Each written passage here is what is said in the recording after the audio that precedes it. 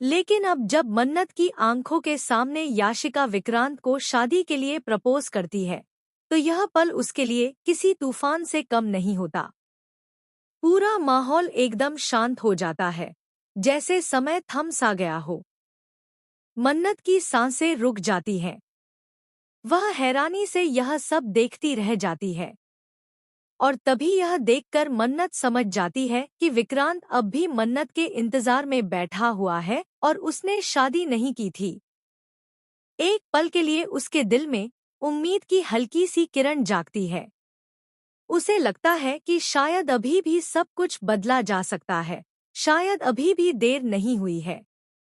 लेकिन यहाँ पर मन्नत के यह जज्बात फिर से टूटते हुए नजर आएंगे, क्योंकि कहानी यहीं रुकने वाली नहीं है। मन्नत का दिल फिर से टूटकर बिखर जाएगा, क्योंकि याशिका ने विक्रांत को शादी के लिए प्रपोज किया और विक्रांत ने उस प्रपोजल को एक्सेप्ट भी कर लिया है।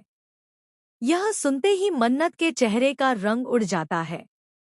उसकी आंखों में आंसू भर आते हैं, लेकिन वह सबके सामने खुद को संभालने की कोशिश करती है। यहाँ पर सभी के सामने याशिका को अंगूठी पहनाते हुए विक्रांत याशिका के संग अपनी शादी अनाउंस कर देता है। यह पल बेहद भावुक और चौंकाने वाला है। तालियों की आवाज गूंज उठती है, लेकिन मन्नत के कानों में जैसे कुछ सुनाई ही नहीं देता।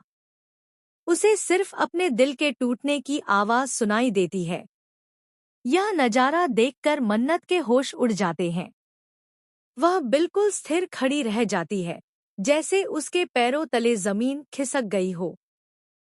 मन्नत, जिसे 2 पल की राहत मिली यह सोचकर कि विक्रांत शादीशुदा नहीं है, उसे सबसे बड़ा झटका लगता है जब वह यह देखता है कि विक्रांत ने तहे दिल से याशिका को एक्सेप्ट कर लिया है और अब वो याशिका से शादी भी करने वाला है।